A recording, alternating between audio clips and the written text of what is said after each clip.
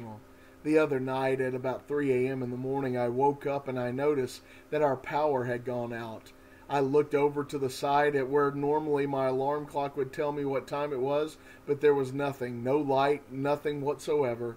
I looked at the bathroom and there was no night light in there either. The only saving grace that I have was my cell phone, and I looked down and thankfully I had plugged it in and it had charged long enough for me to turn it on and to shine the light to let it know what time it was and to give me light to go and check things. And as far as I knew, everything was fine because the power wouldn't come on. Checked the breaker box, power was still off. But what happens in our lives when the power goes out? We can't see anything. It's complete and utter darkness. What happens in the church's life when we fail to use the power that God has provided for us? Then darkness wins.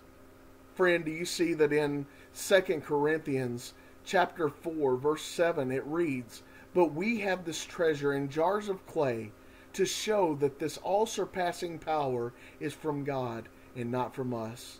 God has given us each power, and He has deposited within our lives, within these earthen vessels within inside us, through which He wants to demonstrate His power. And when the church fails to demonstrate the power of God and instead trust in its own procedures or own plans or own programs, then we fail to turn the light on. But God has called you and me to turn the light on, to be the light of the world. Let the light of Jesus Christ shine in your heart. Let the power be turned on again in your life and within the church. And as a result, darkness will flee. Why? Because we turn the light on, and we turn the light on when we realize the power that is inside us, and that power that is Christ Jesus.